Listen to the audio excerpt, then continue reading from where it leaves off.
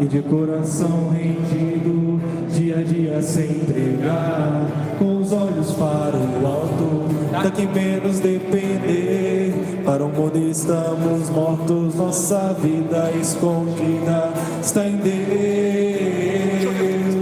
Nasce pro céu, olhe, olhe mais longe, além do mundo, voe pro céu. Busque, busque no alto, por sobre a vida, veja o trono, onde está Deus.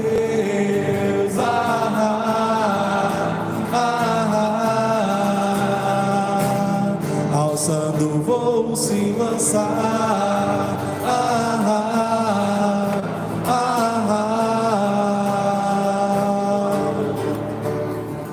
Do céu essa alegria que me faz compreender. Veja além da agonia, dia certo eu vou vencer. Se levante para Cristo, não se arraste mais ao chão.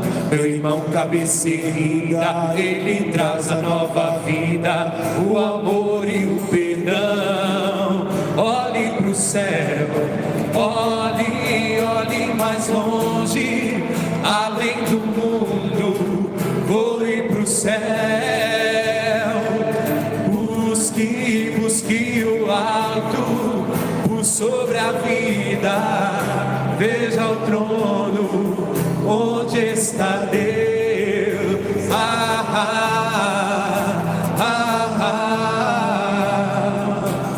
É com muita alegria que nós estamos começando então mais uma live. Quero desejar a você, seja bem-vindo, que Santa Rita, aliás, que Deus possa te abençoar pela intercessão de Santa Rita. E hoje nós estamos celebrando o jubileu da juventude. E para participar, para passar esse momento conosco, para a gente bater um papo, para a gente conversar, e queria também que desde já você possa se sentir incluído nessa conversa. Se você tiver algum questionamento, alguma dúvida, você que é jovem, pode mandar aqui para as nossas redes sociais, que a sua pergunta com certeza vai chegar. Mas vamos receber os jovens que vão participar conosco hoje. Queria chamar a Paola, vem para cá, Robson, seminarista, a Raquel e o Breno. E hoje, de uma forma muito, muito especial, nós gostaríamos de acolher com muita alegria o Padre Glauber, que também vem passar esse momento conosco. Seja bem-vindo, Padre, viu? Sinta-se abraçado e acolhido por nós. Assim bem como todos vocês, né? Em tempos de pandemia, como diria o Padre Paulo, é só assim. Então sintam-se abraçados, acolhidos. É uma alegria muito grande ter todos vocês aqui, que a gente podemos nos assentar para que a gente possa começar a nossa conversa. Hoje nós vamos fazer um pouquinho diferente, vou deixar todo mundo se apresentar, todo mundo falar o nome, dar boa noite, né, para quem está em casa nos acompanhando, e vou deixar o padre por último. Pode ser, padre? O padre se apresenta e aí depois a gente inicia a nossa conversa. Pode ser assim? Vamos começar daqui? Vou te emprestar o meu. Boa noite, povo de Deus. Meu nome é Breno. Faço parte da Pastoral da Comunicação aqui da Paróquia Santa Rita, e hoje nós viemos representar a juventude carismática do Ministério Jovem da Renovação Carismática. Boa noite, sou Paola, vocacionada das Monjas Beneditinas. Quer se apresentar? Pode se apresentar, enquanto eu levo o microfone do lado de cá. Meu nome é Douglas e eu sou ex-integrante do JSC e atualmente no ESC. Boa noite, meu nome é Raquel, eu também sou ex-integrante do JSC e atualmente também frequento o ESC. Boa noite a todos que nos acompanham pelas redes sociais da Paróquia Santa Rita de Cássia. Uma imensa alegria poder partilhar, estar aqui junto com vocês. Meu nome é Robson, sou seminarista do 3º ano de Teologia. Boa noite. Meu nome é Glauber, sou padre, vigário paroquial da paróquia de Nossa Senhora de Fátima. Então sejam todos mais uma vez muito bem-vindos. E assim acho que a gente pode dar continuidade, né? Que a gente pode assim começar. Antes de mais nada, eu só queria falar o seguinte: os meninos se apresentaram, e talvez você se sinta representado por algum deles. Por quê? Nós temos aqui dois tipos de jovens: aqueles que aspiram à vida consagrada, à vida religiosa. Temos o Robson, representando aí, né, os homens, ele que está no seminário, no 3º ano de teologia da nossa arquidiocese. E também temos a Paola, que aspira à vida consagrada e está sendo acompanhada pelas monjas beneditinas, e se Deus quiser, daqui a pouco vai estar lá intercedendo, rezando por nós, lá no mosteiro em Belo Horizonte, né, Paola? E também temos a Raquel. A Raquel foi por muito tempo do Jota, hoje está no Eterno Seguidores de Cristo. Atualmente mora em Ouro Preto e cursa na faculdade lá em Ouro Preto, na UFOP, é isso? Na UFOP, o curso de Medicina. E nós temos aqui também o Breno, me deu branco, o Breno, que faz psicologia, que estuda aqui em Viçosa. Então, tanto o Breno como a Raquel estão representando, né? Vamos dizer assim, os jovens leigos, né? Que estão aí, né, atuantes na igreja, nos grupos de oração, nos grupos de jovem, nas pastorais, fazendo o reino de Deus acontecer também.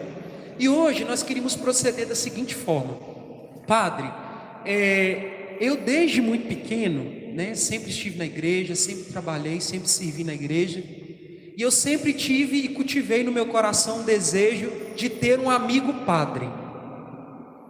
E vou dizer para vocês o porquê. Porque eu sempre achei que isso faria muito bem para minha alma, ter um amigo padre. E talvez você que está em casa, você que é jovem, você que sempre está nos grupos de oração, aspira, né, uma vida religiosa, tenha a certeza, é muito bom ter um amigo padre para aconselhar a gente, para conversar com a gente, para esclarecer as nossas dúvidas. Então hoje nós vamos proceder mais ou menos dessa maneira. Tenho certeza que todo mundo que está aqui tem o padre, na figura do padre, um amigo, né?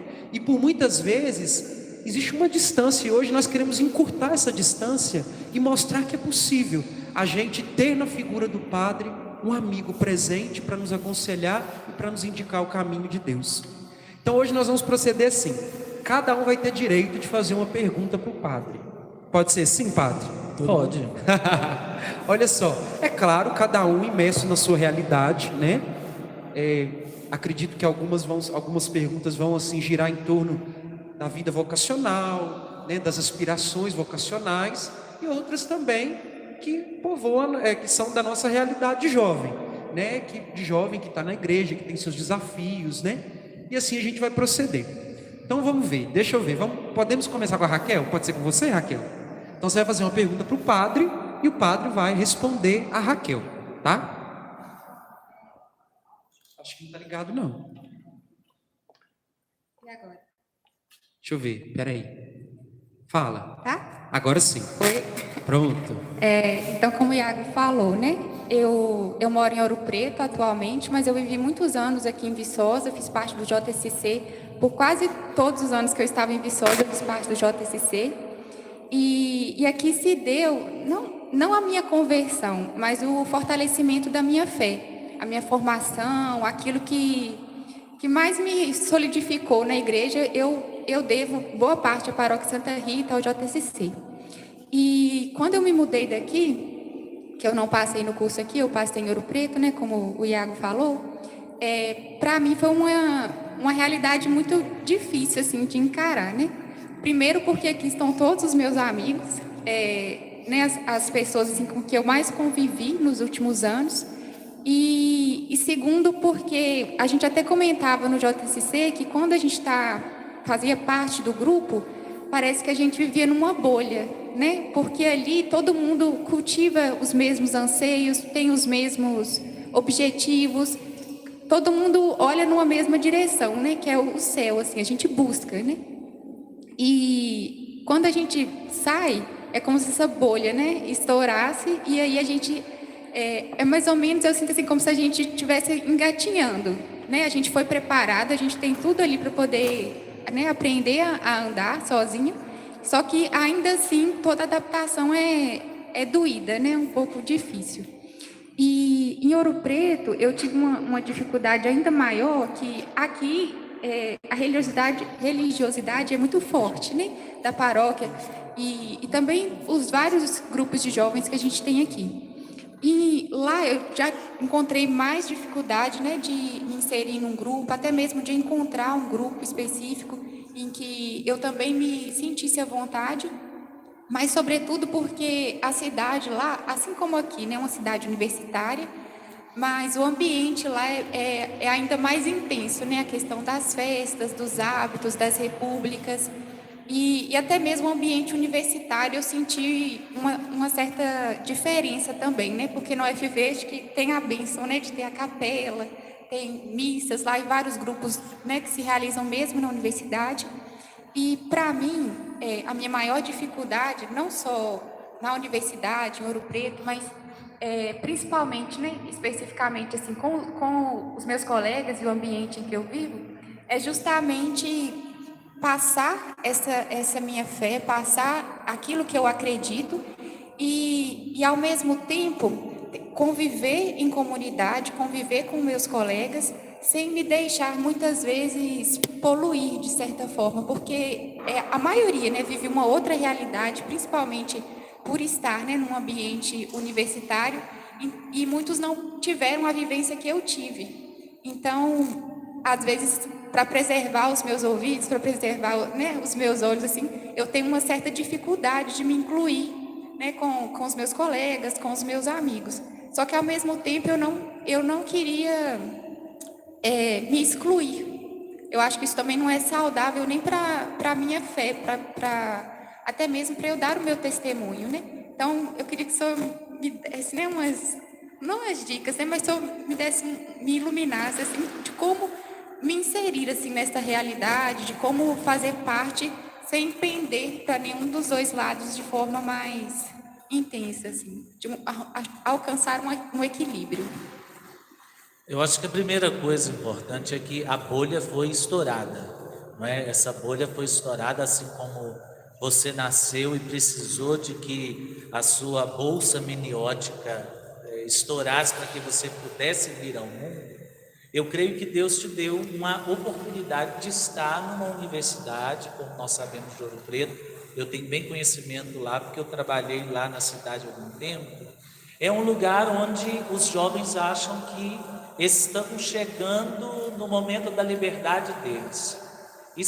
Você convive com seus amigos, você sabe que todo jovem ele tem medo de entregar a sua liberdade a Deus, mas entrega a liberdade dele a qualquer coisa, porque Deus, ele não tira nada de nós, muito pelo contrário, ele nos dá as coisas, mas o mundo falseia essa liberdade das pessoas que estão ali naquele ambiente universitário, porque ali começa a se falar e a se perguntar sobre a existência de Deus, começa a se perguntar sobre o sentido da vida. Eu creio que para você ou para qualquer jovem que está nos assistindo, que tem vivido essa experiência nas universidades ou qualquer outro lugar que tenha estudado, a primeira dica é: se coloque junto com seus amigos, é a primeira coisa, porque nós não somos melhores do que ninguém, porque temos fé, muito pelo contrário, nós somos convidados a, nesse mundo, aonde não existe esse respeito, aquilo que nós entendemos como Deus, aonde não existe uma moral que coloca limites, nós somos observados por muita gente. Você diz que tem fé, você é observada por todas as pessoas que estão ali e talvez até sem imaginar você se torna uma pessoa referência. Você pode perceber que às vezes na universidade, qualquer sofrimento que eles estejam passando, vão procurar quem? Raquel, porque Raquel tem um porto seguro, porque Raquel tem fé.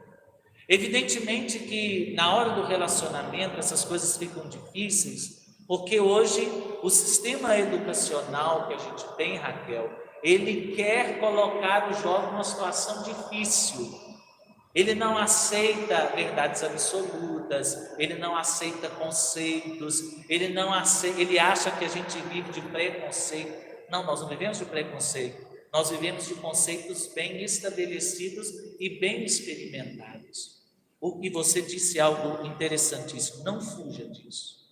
Como Pedro nos disse hoje na carta, né? Nós somos convidados a dar razão para a nossa fé onde nós estivermos. É claro que é muito mais fácil estar aqui no seu ambiente, nas suas amizades e viver uma fé que talvez, se você ficasse aqui a vida inteira e morresse, você ia chegar no céu e não daria seu nome na lista de presença, porque você foi empurrada, você não viveu aquilo que era necessário. É o que eu disse, Deus pode tirar de uma coisa ruim, de uma experiência que para você está sendo ruim agora, algo de bom. Você vai aprender, é o primeiro ano que você está em Ouro Preto?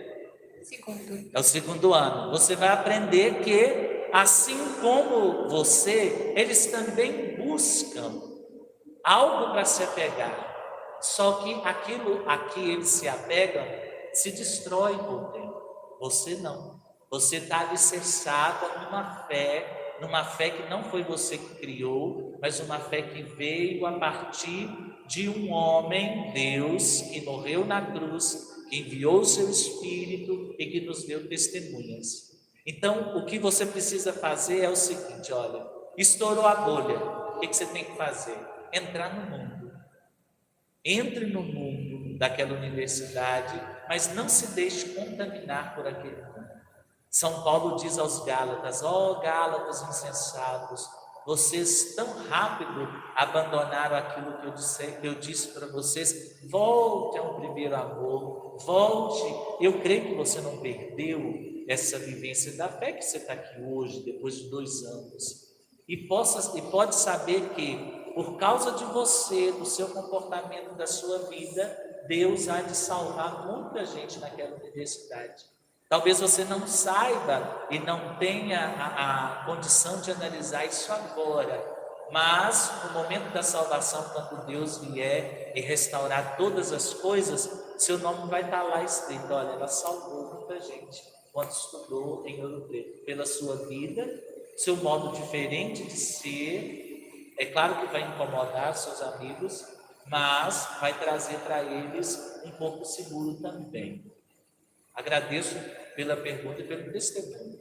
É fato que, se tivéssemos universitários e pessoas da igreja que agissem nos meios onde a igreja não chega, como você continuar agindo, a evangelização seria muito mais eficiente e afetiva. Que bênção de Deus, né? Que tem sido, acho que só nesse primeiro momento já deu para perceber que tem sido uma verdadeira direção espiritual. Muito obrigado, Padre, pelas palavras, que eu acho que tem iluminado não só a Raquel, porque eu acredito que o Douglas também é universitário, eu também sou. Eu também sou. E acredito que a gente se sente muito representado também pela pergunta da Raquel, e às vezes até identificado com as mesmas dificuldades, né, de se inserir e ao mesmo tempo ser fiel aos nossos princípios, e a essa fé, né, que a gente recebeu desse homem Jesus Cristo, né? Então assim a gente vai dando continuidade. Eu acho que eu vou dar agora a oportunidade do Breno, pode ser? Pode deixar o Breno. Paulo, passa o microfone para o Breno. Pode fazer sua pergunta, Breno. Bom, Padre, primeiro uma satisfação imensa tê-lo aqui, uma alegria muito grande da nossa paróquia e de modo particular uma alegria muito grande. Saiba que o seu espírito missionário, o seu ardor missionário me aproxima muito de Deus. E por falar nisso, a pergunta que eu vou fazer, ela está voltada para essa questão da missão.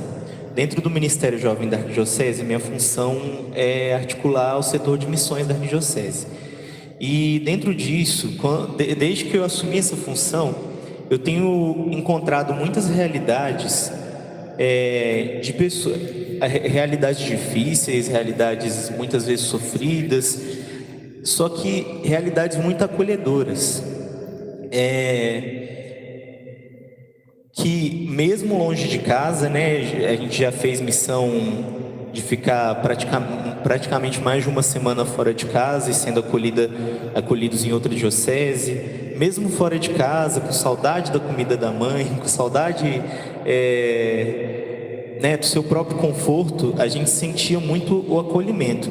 E um dos serviços mais bonitos que eu vejo que o sacerdócio traz é esse espírito missionário, porque hoje você pode estar aqui, amanhã a gente já não sabe se vai estar na mesma paróquia, o bispo pode transferir a qualquer momento, e eu vejo isso muito no senhor.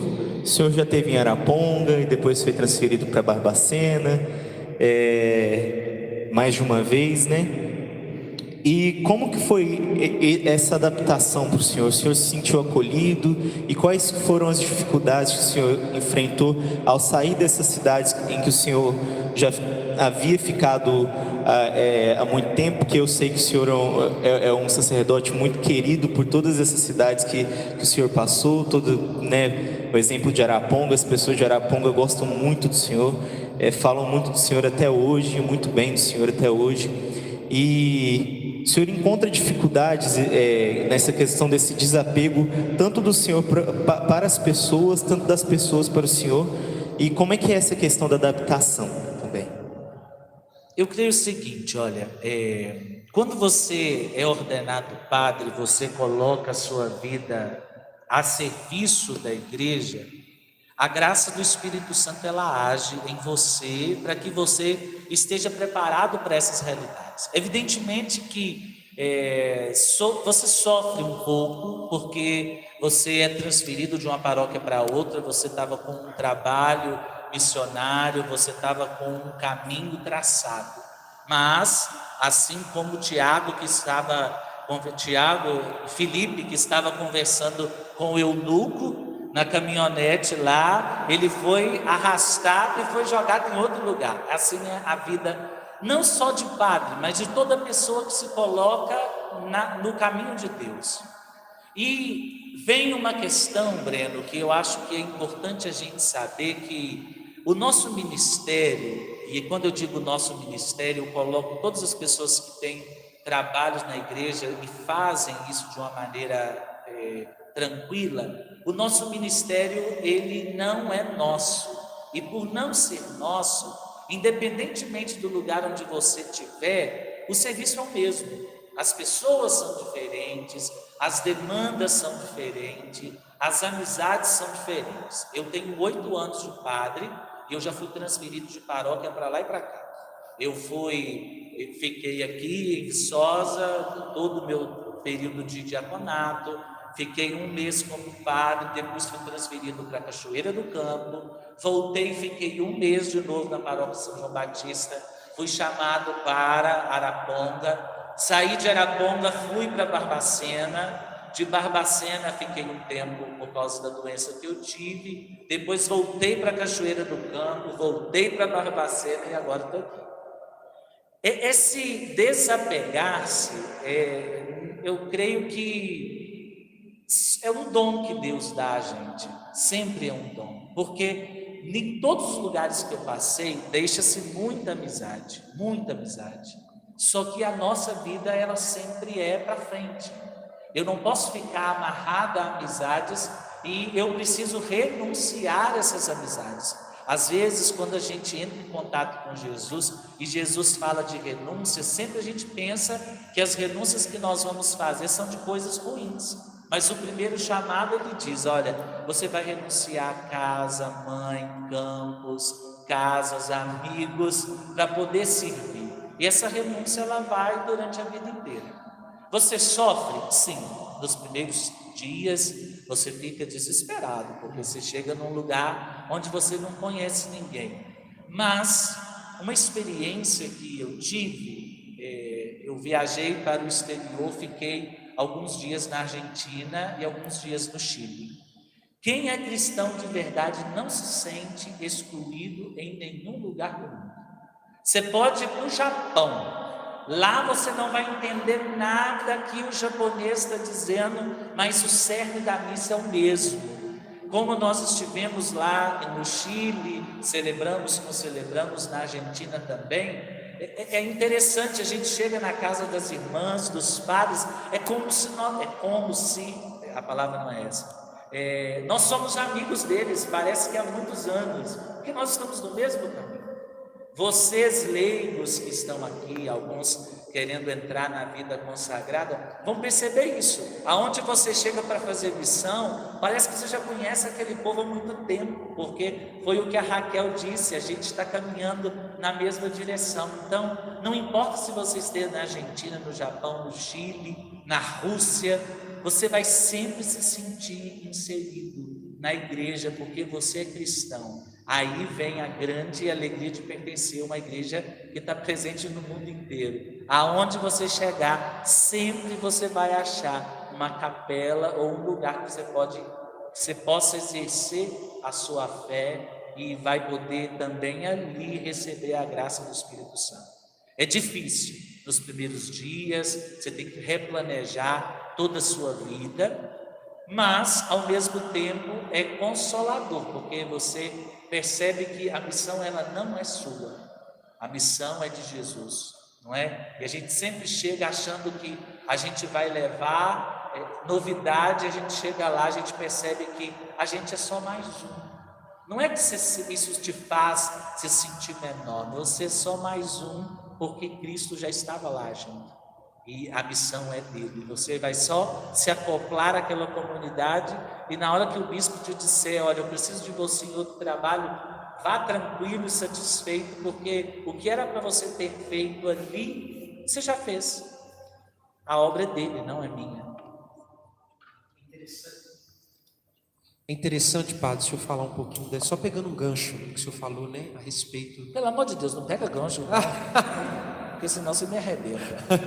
Não, é a questão de a gente ir em várias partes do mundo e ainda se encontrar essa grande família que é a Igreja Católica. A gente falou isso no primeiro dia que o padre Paulo Nobre esteve aqui, a gente conversou um pouquinho sobre Cássia.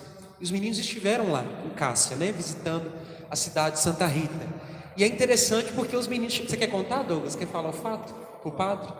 O do franciscano que acolheu vocês? Tá ligado? Tá.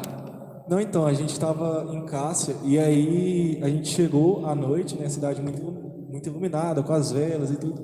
Só que a gente tinha reservado um hotel, um hostel, se eu não me engano, há uns 3 dias antes do dia 22 de maio, do dia 21 para o dia 22. E nós estávamos lá e tal. E quando nós fomos fazer o check-in no hostel, não tinha acontecido, eles não tinham feito o check-in, né? Mas a gente estava admirado com a cidade, a gente estava em Cássia, prestes a participar da festa da padroeira daqui da nossa paróquia, então a gente, não, vamos dormir na rua mesmo, vamos ficar esperando aqui na rua mesmo. E ficamos lá esperando, estava dando por volta de 11 horas da noite, aí chegou um frade perto de nós, e aí perguntou de onde nós éramos, e eu fui falando, né, que nós éramos do Brasil, estávamos lá na Europa estudando, e contei a história, que a gente não tinha um lugar para dormir, mas que a gente estava ali mesmo, né, para esperar a festa.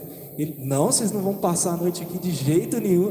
E a gente disse, não precisa, pode ficar tranquilo, a gente espera, a gente quer participar aqui desde cedo mesmo. Ele, não, vocês não vão pegar esse frio de jeito nenhum. E aí levou a gente para uma pousada de uma pessoa que era amiga e tal. E essa pessoa ficou conversando com a gente um bom tempo lá também. Parecia que a gente era íntimo das pessoas, como eles trataram a gente, né? Que tinha uma confiança imensa em nós, né? Eu também tive algumas experiências, né? Fiquei um tempo no seminário, sou da turma do Robson. E eu me lembro uma viagem que a gente fez, até um passeio comunitário, e a gente foi participar de uma celebração eucarística numa outra comunidade. E assim, parecia que o pessoal era da família da gente, né? Então, ou seja, é muito bonito perceber essa universalidade da nossa fé, né? Essa universalidade da nossa igreja. Isso é fantástico, isso é maravilhoso. E permite só mais uma coisa, quando a gente vai para a Jornada Mundial da Juventude, é outra coisa sensacional. Claro disso. A gente é recebida em casas de pessoas que a gente nunca viu na vida, mas a pessoa faz de tudo para tratar a gente como se fosse filho praticamente.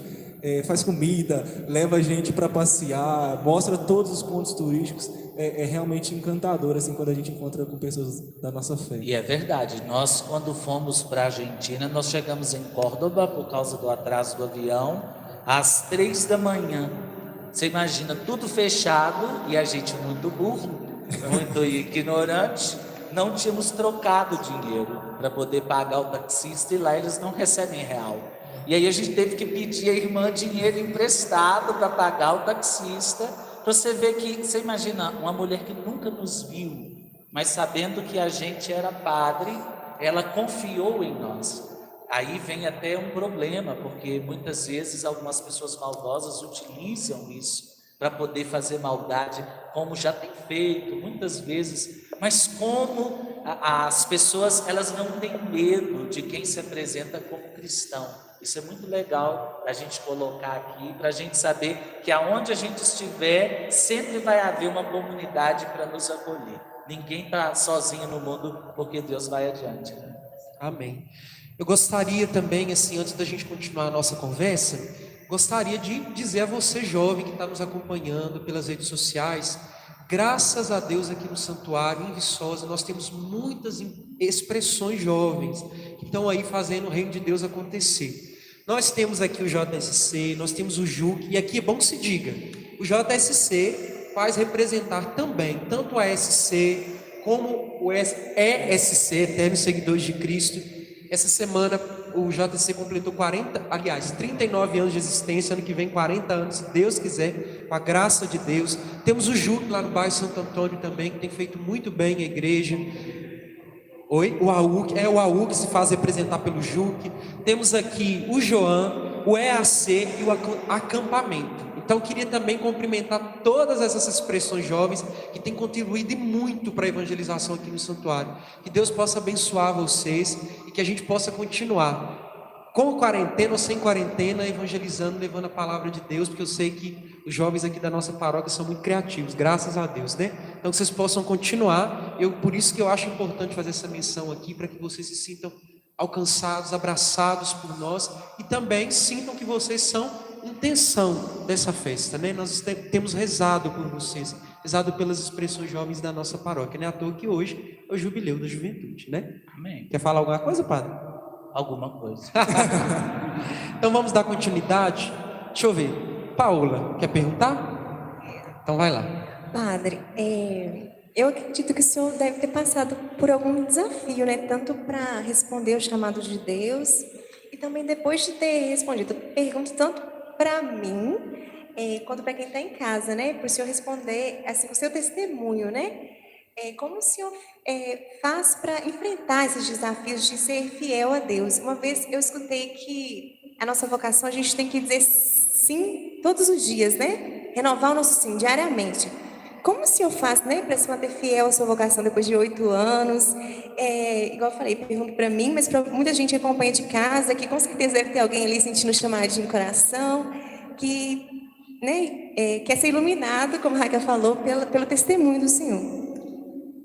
Existem duas maneiras de interpretar a vocação, Paula. Ela como algo externo a você e como algo interno. Quando você sente a sua vocação como algo interno, como um chamado de Deus, uma experiência de Deus que te conclama a ser e muito menos do que fazer, você começa a se aproximar de Deus, e as dificuldades que vêm, e são muitas, dificuldades no sentido financeiro, no sentido espiritual, no sentido afetivo, no sentido da convivência em comunidade, em todos os sentidos. Se você traz isso dentro do seu coração, que Deus te chamou e há de te conservar, não há problema que você não consiga enfrentar. O problema é quando a vocação ainda não está muito clara. Hoje em dia, hoje em dia que eu digo que eu não sou jovem mais, claro, nem quero ser, não quero voltar à juventude. Alguém pergunta assim: padre, o que você acha dos jovens da igreja? O que o senhor espera deles? Eu espero que todos os jovens cresçam e virem adultos, porque a juventude é uma fase da nossa vida. Quem já fez uma experiência de Deus e já está com sua vocação acertada, tem o seu futuro feliz. A gente sempre ouve isso nos encontros vocacionais que a gente faz aqui no SAG. Agora, enquanto você não aceitar essa vocação, que vocação é você dizer sim a Deus. É um sim que permanece, que você vai ter que responder todos os dias. Mas vai chegar momento que você vai querer dizer não, mas não significa que você perdeu a vocação. Você entende o que eu estou dizendo? Porque é algo interno. Agora, se for algo externo, qualquer problema vai te fazer querer voltar atrás. Por exemplo, eu sou padre, não é? Já vivi muitas experiências positivas, mas também vivi muitas experiências negativas. Diversas vezes eu pensei em dizer não à vocação. Diversas vezes. Isso não é um problema. O problema é você não se permitir ser questionado naquilo que você decidiu na sua vida. O céu é o único lugar que a gente vai ter certeza plena daquilo que nós somos. A certeza que eu tenho é que eu vou viver a minha vida de hoje até amanhã como padre. Agora, o futuro pertence a Deus. Esse sim renovado todos os dias só funciona por quem já descobriu a sua vocação. E descobrir a sua vocação é se colocar num direcionamento a Deus, ou seja, ao seu reino, sem querer voltar atrás, apesar de um monte de coisa te impulsionar ou te querer fazer voltar atrás. Eu sempre gosto de dizer que toda manhã eu levanto e peço: Espírito Santo, bom dia, o que vamos fazer juntos hoje? E renovo os meus votos de ordenação sacerdotal toda manhã. Por que isso? Porque eu preciso saber que é um dia após o outro. É claro que o meu sim, ele foi dado para sempre. Eu vou ser padre até no inferno, eu vou ser padre. Mas o sim, ele precisa ser movimentado no seu coração, precisa ser acrescido de um monte de coisas. Você está dizendo sim à vocação beneditina. Na hora que você deitar-se no chão e se consagrar, não dá para voltar atrás mais. Evidentemente que virão momentos em que você vai ter que se ajoelhar diante de São Bento e renovar várias vezes os seus votos, para que você não se esqueça daquilo que você prometeu a Deus naquele dia. Por exemplo, eu prometi a Deus fidelidade a Ele no dia 12 de novembro de 2011. E eu tenho que viver isso o resto da vida. Como um casal tem que viver as promessas de casamento. Como um jovem que escolhe não se casar e viver uma vida consagrada, imerso no mundo. Mas essa vocação, que é acertada, ela é uma decisão. Agora, enquanto você não toma essa decisão, são vozes que você vai ouvindo. Deus chama, Deus conclama, mas enquanto você não ouvir e disser sim, você nunca vai conseguir enfrentar as dificuldades. É como você dizer assim: olha, eu digo sim, venha o que vier. Eu estou pronto para todos os momentos renovar esse sim que eu dou a Deus.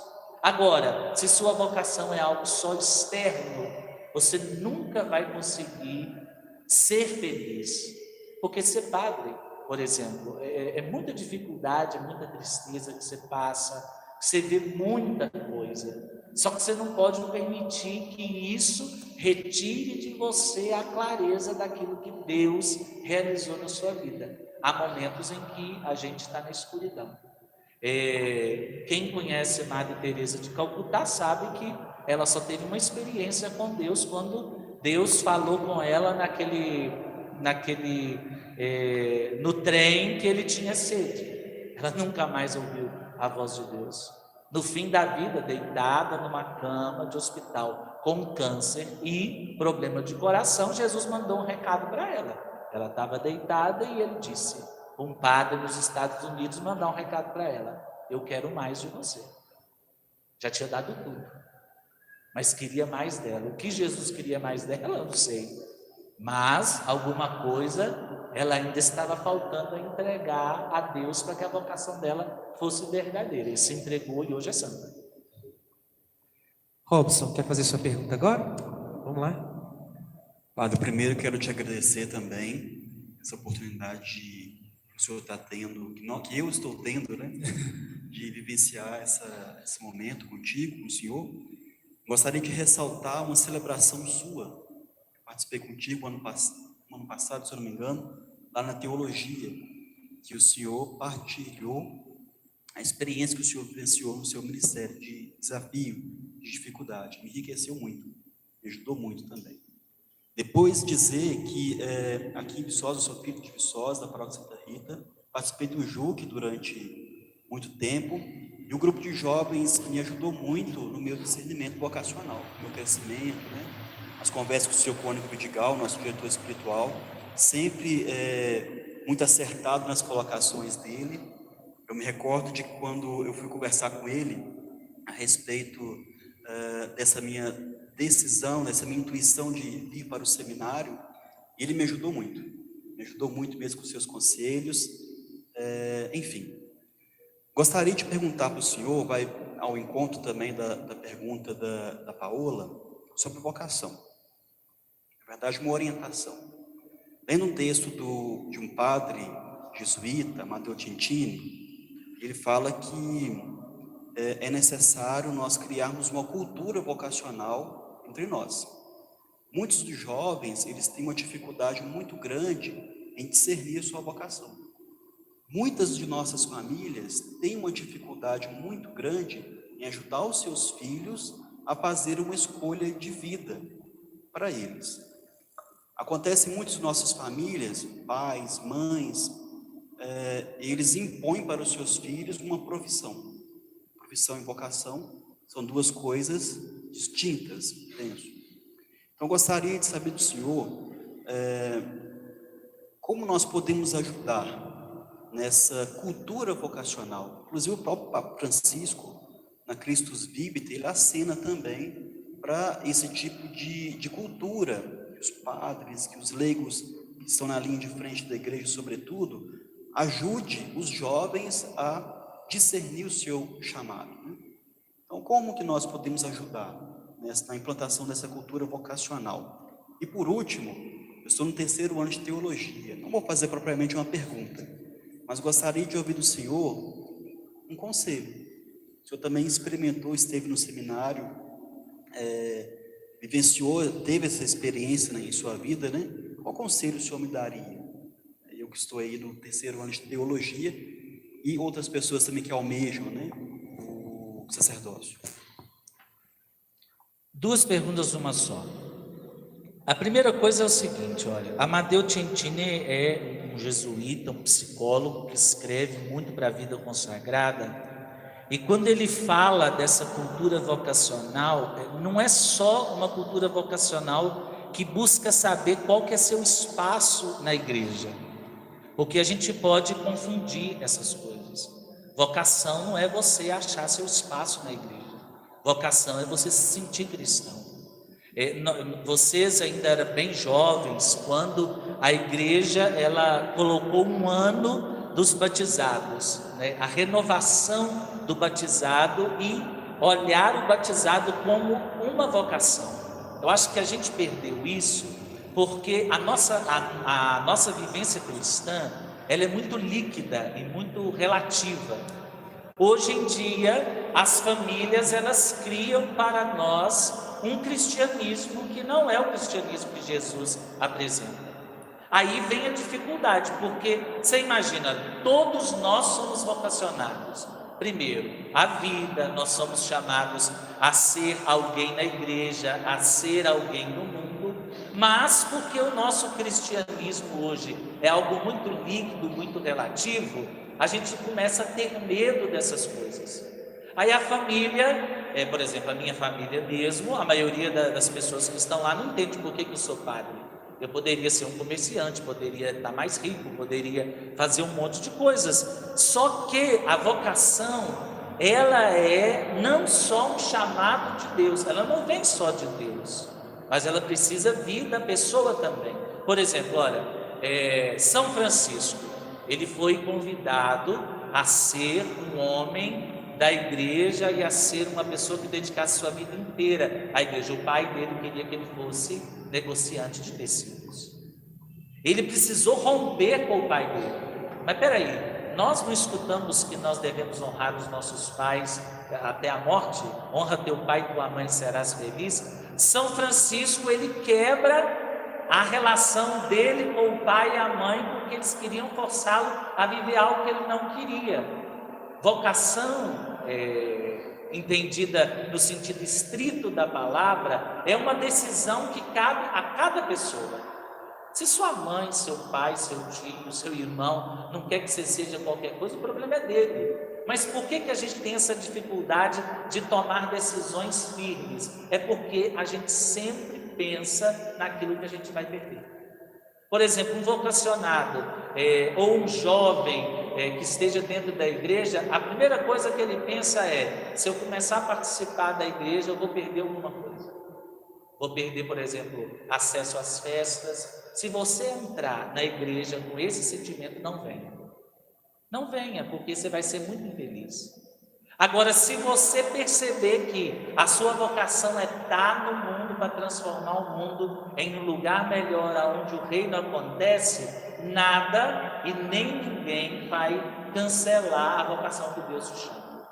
Na vocação nós não podemos ser teimosos, porque tem muita gente que bota na cabeça também: eu quero ser isso.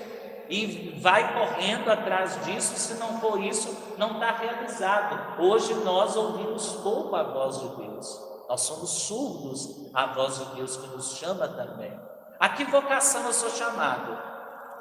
Muitas vezes é aquela que você se apresenta para trabalhar. Lembra quando Jesus conta a parábola do patrão que saiu às 5 da manhã, depois saiu às 9, ao meio-dia, às 5 da tarde para contratar as pessoas? Você imagina qual foi a desculpa que todas elas deram? Nós ficamos aqui esperando o dia inteiro. Vocação não é espera. Vocação também é você ir atrás do seu sonho.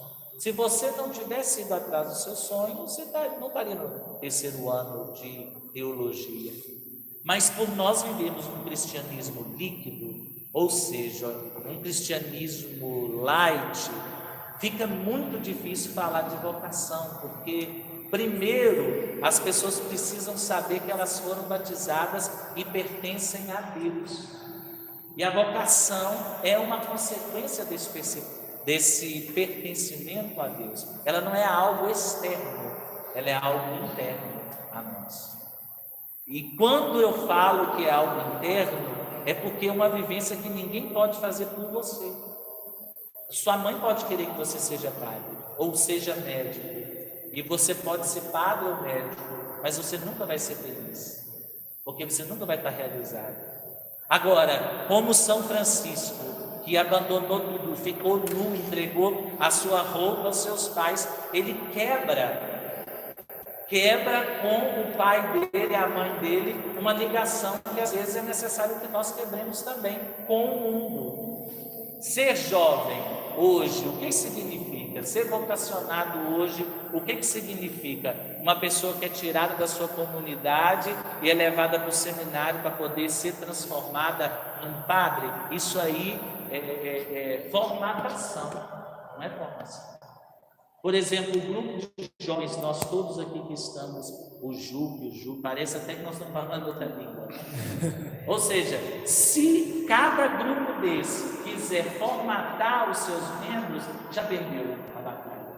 Agora, se quiser formar mesmo, dar a base para as pessoas construírem a sua vida, é claro que a vocação, ela não será somente uma escolha, mas será também uma certeza de que Deus te chamou e que Deus vai estar do seu lado, porque quem foi chamado não vai caminhar sozinho.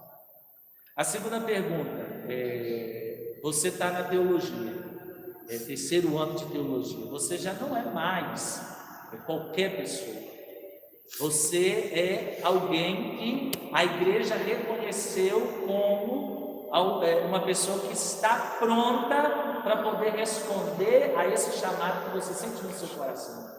Que, para quem não sabe, no seminário nós temos o rito de admissão. A igreja diz: olha, agora você é seminarista, você agora é reconhecido pela igreja como alguém que está a caminho. No 3º ano é um momento assim, eu vou dizer que a gente começa a surgir algumas dúvidas e o nosso coração fica assim: meu Deus, está chegando o momento. Qual que é a minha resposta? A mesma que você deu no dia que você foi obediente. A mesma que você deu.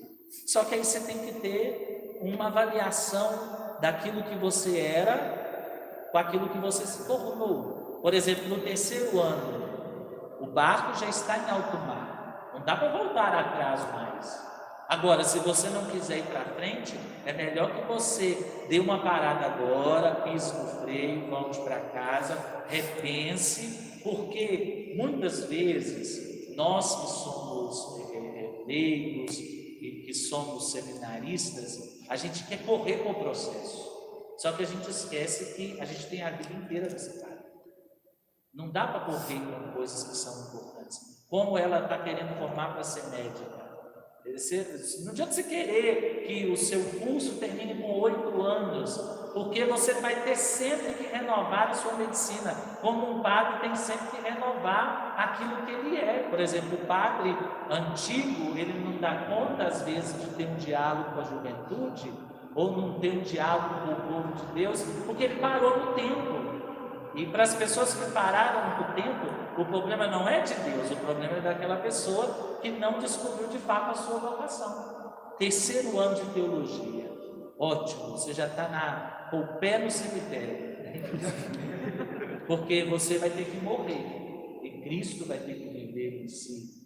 Aí é pensar, eu consegui responder ao chamado de Deus. Se disser que sim, não precisa ter medo de nada. Nem no quarto ano, que é o pior de todos, no segundo semestre, que todo mundo fica perguntando para nós: você vai ser ordenado ou não vai? Se você que fez o processo todo não sabe, quem é que vai saber? Quando eu estava no quarto ano, algumas pessoas chegaram perto de mim e perguntaram: você não está com medo de ser reprovado e de não ser ordenado? Eu disse: não, eu fiz um processo inteiro, o processo foi feito. A ordenação, ela é o coroamento de um processo e o começo de outro, porque a nossa vida é assim. Eu me tornei padre naquele dia, só que eu preciso me tornar padre ainda mais a cada dia, e eu não posso parar. Se eu parar, eu estou perdido. Se eu parar, eu vou ficar encarquilhado, o meu modo de comunicar com as pessoas vai se tornar obsoleto, e eu não vou pregar Jesus. Vou pregar a mim mesmo, a minha vontade, como acontece muitas vezes entre nós. Muita gente prega a si mesmo, só que esquece que Jesus que é o centro da nossa vida. E outra coisa muito importante para nós, enquanto jovens, enquanto clero, enquanto igreja, nós somos o produto daquilo que nós experimentamos. Ah, mas isso é muito humano. É claro, né? Se Deus quisesse que anjo fosse padre, não tinha convidado você. Você precisa estar, vocês todos como jovens, precisam estar colocados no lugar como seres humanos. No dia que vocês se esquecerem que são seres humanos, vocês não vão ser santos nunca. Eu gosto muito eu não sou da teologia da libertação, e às vezes as pessoas dizem isso, mas Leonardo Boff tem, ele que é o expoente, hoje desvinculou-se um pouco daquilo que era caminho dele, mas ele diz uma frase muito interessante. Ele diz assim: Jesus Cristo era tão humano, que ele só podia ser Deus. A busca da santidade não é você flutuar ou você receber a hóstia e se sentir no céu, mas é você ser humano de verdade, ter compaixão. Não podemos esquecer de Mateus 25. Quem vai salvar você? Quando eu estava precisando, você foi me visitar. Quando foi, Senhor, que eu tive isso? Quando fizeste ao menor dos meus irmãos, foi a mim que fizeste. É claro que o Evangelho não para só aí. Tem muitas outras coisas, mas passa por aí também. A sua vocação, ela tem que passar. Você está pronto, e você que responde. Você está pronto para morrer para si mesmo e viver para Deus? Se a resposta for sim, ótimo, continue. Você vai ser ordenado padre, bispo, pode chegar até papa. Tomara que seja um bom papa. Agora, se caso você não fizer uma experiência, você não vai ser nem humano. Aí vai ser Deus. Porque antes de ser padre, você tem que ser humano. Certa vez um rapazinho chegou perto de mim e disse assim: padre, eu tenho 5 anos, eu tenho 15 anos, eu nunca pensei em me casar, nunca pensei em ter família, mas eu quero ser padre. Então, meu filho, vai para casa e pensa, porque um bom padre só vai ser um jovem que renunciou ao casamento. Se você não prestar para casar, você também não presta para ser padre, porque você vai ser pai e mãe de uma comunidade. Você precisa, renúncia. Jesus Cristo diz lá em Mateus 19, há alguns que renunciam ao casamento por causa do reino de Deus. Eu não sou padre porque faltou mulher para me casar, pelo contrário, eu abri mão de um matrimônio, de algo que é maravilhoso, para poder ser padre. Agora, eu seria um ótimo pai de família. E às vezes sonho tendo filhos, às vezes sonho tendo uma esposa. Que coisa horrorosa! Não, que coisa linda! Porque a renúncia, ela está sempre presente no nosso coração. E a renúncia, ela nos causa dor, ela nos causa sofrimento. Um padre que não sofre por ele não ter uma esposa e uma criança, ele não é verdadeiramente padre. Uma irmã consagrada que não sente falta de um marido e de filhos, ela não está pronta para ser irmã, ela precisa repensar isso, porque a única maneira que a gente tem para ser consagrado é renunciar às outras vocações do serviço, que é o matrimônio, para poder se colocar diante de Deus. Eu queria ter bastante filhos. Se eu não fosse padre, eu me casaria com 18 anos e teria uns 8 anos. Bom, pessoal, acho que a nossa conversa foi muito proveitosa. Espero que a produção tenha gravado tudo, porque isso aí é coisa para a gente ver depois de novo e pensar e fritar os neurônios, porque graças a Deus eu acho que foi muito proveitoso. Padre, muito obrigado mesmo. Eu tenho certeza que cada um desses grupos aqui representados foram evangelizados pelo Senhor. Eu me lembro de muitos momentos que você esteve no JSC, né, Douglas? Que para nós foram muito importantes. Ganhamos o cat, o Senhor levou uma caixa de Yucat para nós. Então certamente o Senhor também nos ajudou a dar esse sim contínuo a cada dia. Muito obrigado. Agradeço a todos vocês, que Deus possa abençoar, né, e possa confirmar os passos de vocês naquilo que Ele desejou e, né, sonha para cada um de vocês. Obrigado você que nos acompanhou. Fica aqui uma dica, até do nosso pároco, o Padre Paulo Dionet, a Christus Vivit, que é uma exortação apostólica do Papa Francisco pós-sinodal. Acho que vale muito a pena. Você está em casa, muitas vezes à toa, pega um livro, vai estudar, vale muito a pena. Isso é palavra de Deus também, tá? Deixa eu mostrar aqui, chegar mais para frente para vocês verem, ó. Cristo Vivit. Eu estou vendo aqui que tem um padre aliás, 2 padres muito queridos também que estão nos acompanhando. Padre Daniel e Padre Tiago. Eu tenho certeza, aqui ó, eu vou falar e os meninos vão confirmar com os dedinhos aqui. Eu tenho certeza, vocês também moram no coração da juventude viçosa, verdade? Então Deus abençoe vocês também, a vocação de vocês.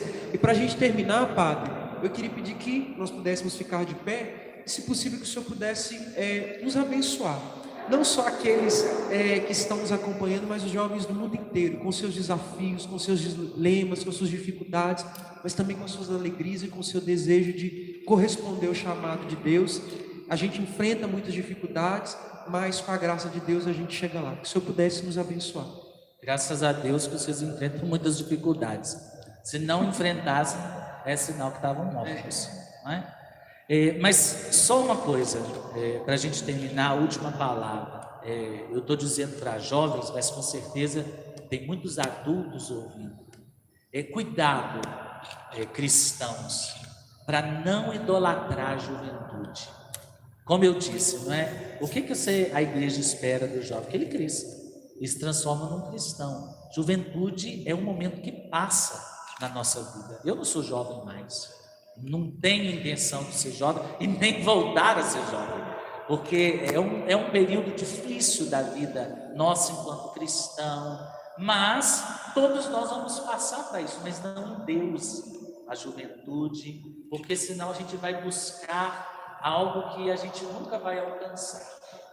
O envelhecimento, a palavra de Deus diz que os cabelos brancos são a coroa da vida. Se você não permitir que os seus cabelos fiquem brancos, ou seja, que a experiência faça parte da sua vida, você pode ser em nome do Senhor Jesus, que enviou o Espírito Santo sobre os apóstolos, envia sobre nós hoje enquanto igreja. Que esse mesmo Espírito Santo que levou a Cristo a trazer a este mundo o sinal do teu amor, possa nos movimentar para que a nossa vida não seja apenas trabalho para a igreja, mas que ela seja de fato o ser cristão que está acima de qualquer coisa.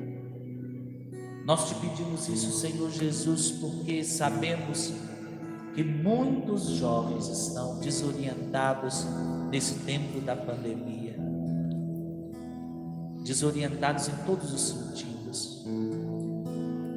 Dê a cada um, Senhor, a certeza de que não estão abandonados, que essa solidão pela qual nós passamos, esse deserto pelo qual nós passamos, ele pode ser vivido se Cristo estiver conosco. E pelo poder do alto, Deus pode transformar pedras em pão, pode transformar tudo aquilo que a gente quiser em coisas positivas para nós. Isso não é autoajuda, isso é fé ardente e iluminada pelo Espírito Santo. Vem, Espírito Santo, sobre cada coração, afague, console, transforme, ilumine, traz certeza, graça e paz. Senhor Deus, como cultivasse o coração de Santa Rita de Cássia, que preferiu perder os seus filhos para tê-los no céu. Que nós também tenhamos coragem de abrir mão daquilo que para nós é importante, para chegarmos até vós, que vive e reina para sempre. E que Deus os abençoe, Pai, Filho e Espírito Santo. Amém. Pessoal, então amanhã a gente tem mais uma live. Amanhã vai ser uma live diferente, bem musical. E você esteja aqui conosco para celebrarmos juntos a nossa padroeira, que muito tem a nos ensinar. E viva Santa Rita! Viva! Viva a nossa juventude! Viva! Até amanhã, se Deus quiser! O coração alegre e cheio de temor, pois sei onde o Senhor me levará. Onde estaria eu? Onde estaria eu se não fosse o teu amor, Senhor? Como seria feliz se não fizesse o que me manda o meu Senhor? Consagre a sua juventude, a sua vida. Tornar-me um consagrado por amor, ouvir a tua voz, por isso estou aqui. Senti o teu chamado, então me decidi e me lanço e me entrego nos braços do teu amor, pois nesse amor quero permanecer. O teu amor me queima sem me consumir, o teu amor é um mar de águas impetuosas, e voltas e voltas e voltas no teu amor, pois nesse amor quero permanecer.